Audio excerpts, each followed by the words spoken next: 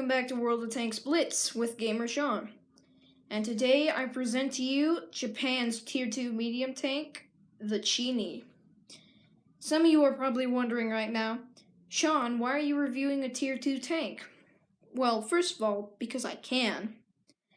But on a more serious note, I have started grinding down the Japanese line because I have a few Japanese tanks up to Tier 4 on a few of my other accounts. And I decided, well, I've got at least 3 tanks from every other nation. How about I get the Japan tanks as well, and then I shall be complete. And it's not just that, but I probably wouldn't be doing a review on this tank if I didn't have a profound love for it. I just think this tank is awesome. I'm going to go over the stats really quick and then kind of tell you how it plays. So it's got 280 hit points, which is actually very good, and it's one of the highest, if not the highest, Tier 2 HP hit pools around there. So that's really nice. Armor-wise, it's got some pretty good armor. It's got 25 at the front. And when I said pretty good armor, I meant from the front. It's not quite as good as the Panzer II, which has, I think, 30 to 36 millimeters at the front, but it's still pretty good. Forget about bouncing from the sides and the rear, because that's 12 and 10, and that's just awful. The turret's 30 at the front and 20 on the sides and rear, so that's pretty good as well.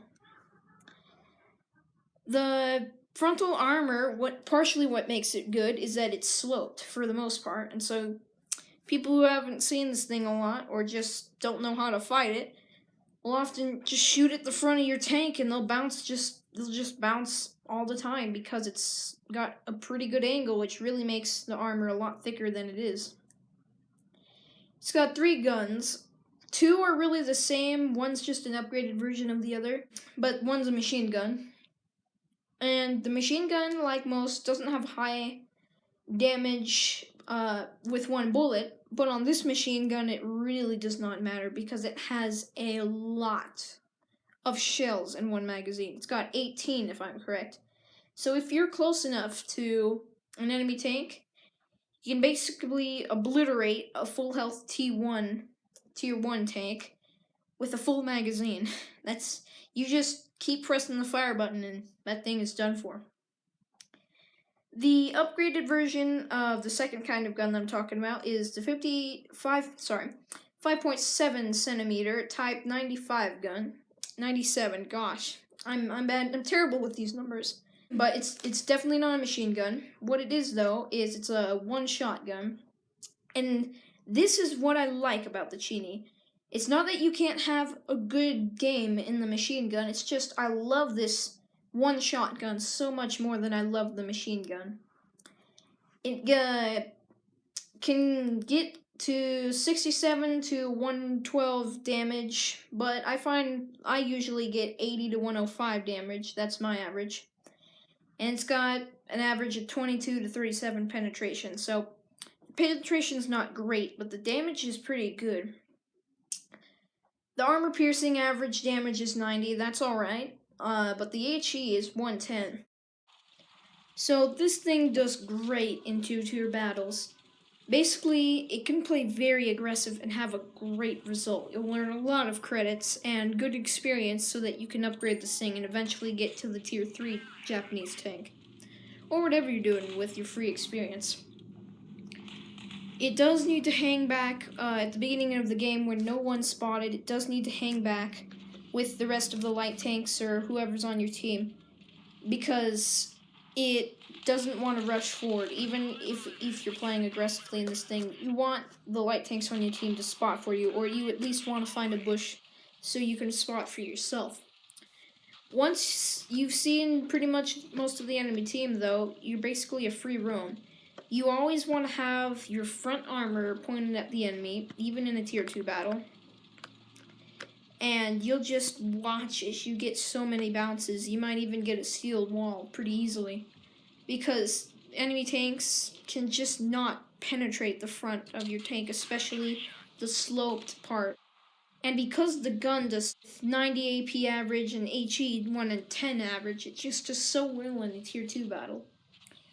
And because in tier 2, most tank armor isn't that great, if you've got the side or the rear of an enemy tank to shoot, most tanks you don't want to waste armor piercing on unless you're shooting them from the front or if they're angled. Just fire HE into the sides because that will do so much more damage.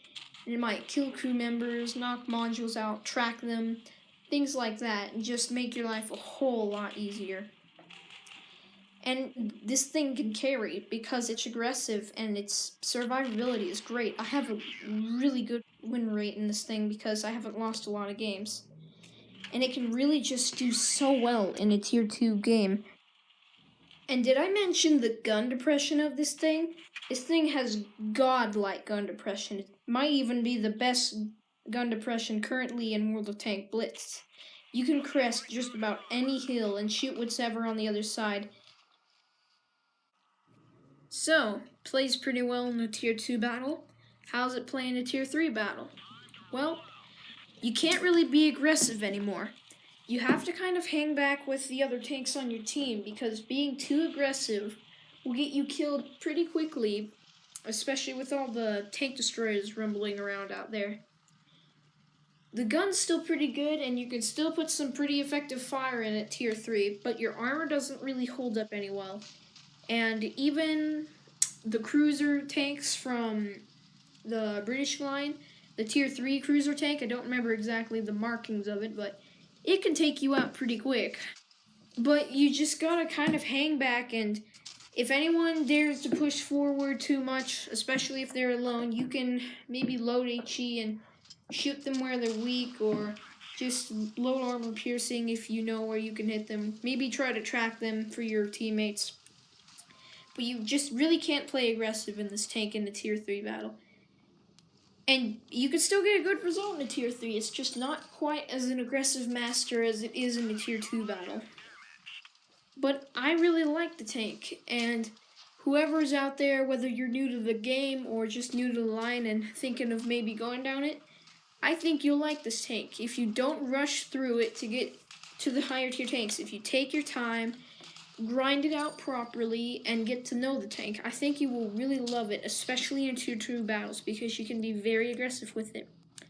And I think it states the perfect transition from light tank to medium, and in my head, it's just what a medium tank should be. It has armor that's good but has its limits, a gun that can still do a good damage output even in a higher tier battle, and very reliable maneuverability. Anyway guys, that's it for today's tank review. Thanks for watching, and I'll see you on the Blitz Zone.